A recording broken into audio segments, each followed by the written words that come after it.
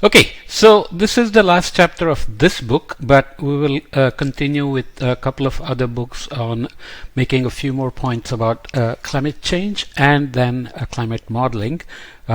This chapter 11 is called Solutions, a very brief chapter which just touches on little things, and I'm going to expand it and use it as an opportunity to present various ideas that are out there that seem promising, and there are some issues to be overcome as well. And I will also add a bunch of stuff on what individuals can do and what are the limitations of what one can do as an individual to make a big difference. Okay, not to discourage you, but just I will give you context of why that is difficult. So let's look at a few points about the emissions again, to point out the need for solutions based on what we are doing in terms of emissions. Of course, this is the more recent emissions shown here from the Global Carbon Project.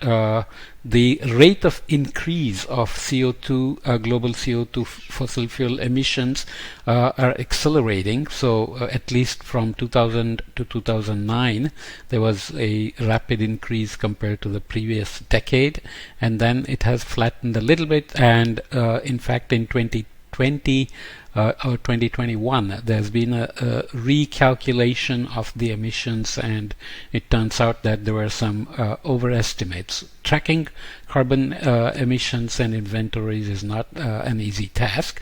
The big thing here, of course, is that things that affect the emissions include geopolitical events like the dissolution of Soviet Union, global financial crisis, which is a socioeconomic thing, and then COVID pandemic, which had a big impact. But the projection for 2021 is that we are going to bounce right back. And there is additional news that's not so great, is that most countries have developed some stimulation packages to kick the economy back into gear, because everything had come to a grinding halt during 2020 because of the lockdowns, and most of that stimulus fund is not geared towards environmental friendly or climate action type investments, except for very few. So that continues to be an issue to worry about. And of course, this doesn't include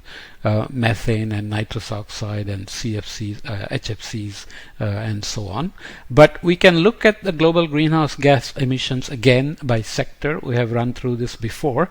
Almost 3/4 comes from energy, and the energy is used in industry, for transportation, and for buildings. So when you think of solutions, obviously these give you more specific targets like iron and steel, chemical, petrochemical, food, paper, transportation, of course, energy in buildings, what can be done for buildings in terms of reducing energy emissions as well as embedded carbon. And of course we have looked at emissions from agriculture, forestry, and land use. We will also take a quick look at food waste, but of course human generated waste is a big contributor, especially methane, for example. Cement is a big concern. We did a special podcast on cement under my other courses that you can look up. So this begins to tell you where are the low-hanging fruit and where are the big monsters in terms of emissions that one needs to address. And you can also look at it this way, evolution over 1990s to the present. Electricity and heat, of course, are the big emitters. Transport here again, manufacturing and construction.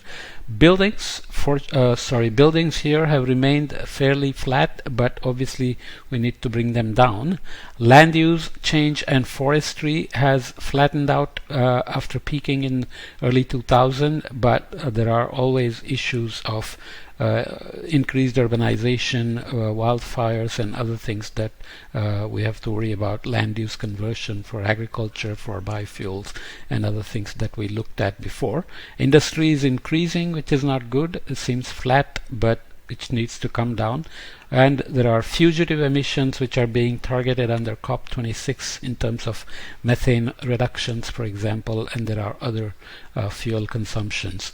Greenhouse gas emissions, so this includes methane and others. So using again our favorite global warming potential, we include N2O, methane, and so on. So you can see that the numbers change a little bit, but they are still critical. CO2 is the biggest contributor, of course, but methane and nitrous oxide and so on also contribute. So electricity and heat, transport, and you can see the order changes a little bit here with land use change and forestry, agriculture propping up here, and industry, buildings, waste, and other things. So obviously non-CO2 emissions are coming from many sectors like aviation, shipping, waste, building, and industry and buildings, and fugitive emissions jumps up here as well when you look at CO2 equivalent. Methane emissions, looking specifically at sources would make a difference again in terms of finding solutions. So agriculture continues to be the big contributor. Fugitive emissions from oil companies, oil drilling and production remain big contributors. Waste is a massive contributor which must be reduced, and there are land use change and forestry and other fuel combustions.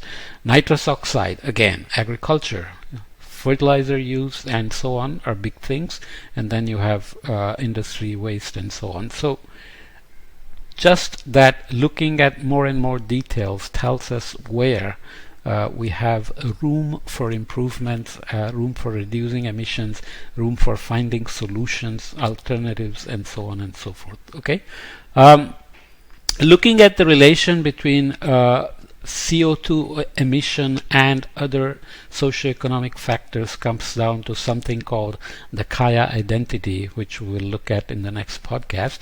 But let's start by looking at the relation between CO2 emissions per capita versus GDP per capita in 2018.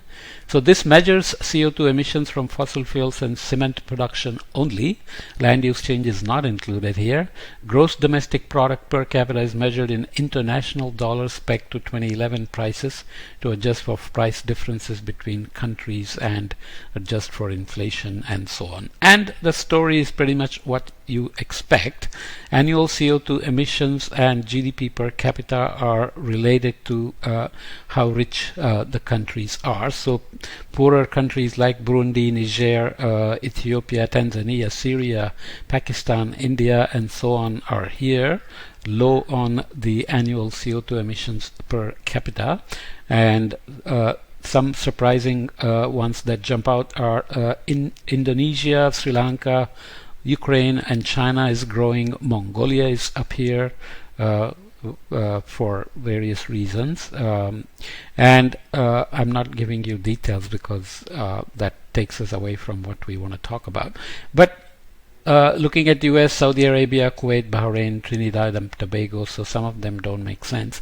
Touristic countries, lots of hotels and other activities lead to high per capita emissions. For example, flying, contributions from flying tend to be very high for the US and Australia. Australia is somewhere down here if you can find it. Okay, so as you can imagine, standard of living, GDP per capita are closely related to CO2 emissions per capita. And as we said before, in countries like India and China, which are growing economically and developing fast, the rich people emit at very high per capita, but the poor people at a very low per capita, so the average tends to be skewed there as well.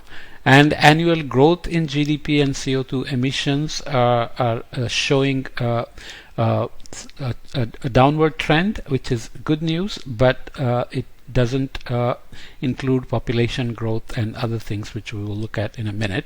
So annual percentage change in total gross domestic product and annual carbon dioxide emissions, there is a high variability from year to year, and there is a downward trend. So let's see why this is happening as well.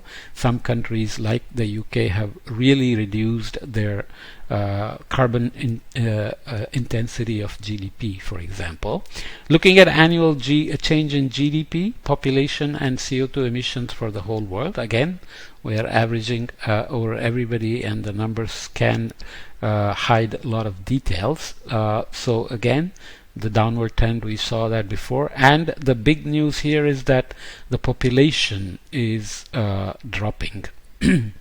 Or the annual change in population, the rate of growth of population is dropping. Fertility rates are dropping, which is good, but as we said before, fewer kids doesn't necessarily mean lesser consumption, because each kid gets more wealth and the GDP CO2 relation works again, and total emissions can total consumption and emissions can go up.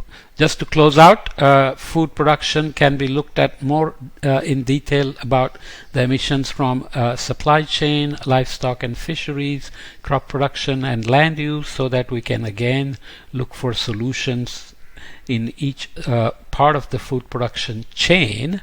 And the sad news is that 6% of the global greenhouse gas emissions come from food losses and waste, either lost in supply chains or at the consumer end, and food eaten is here with some residuals. So reducing food waste is a big and low-hanging fruit target that must be addressed, and there could be big gains made in reducing overall emissions by looking at this. So let's leave this here and come to the Kaya identity on how to relate emissions, GDPs, energy production, and so on, and what that tells us about the future as well. Okay.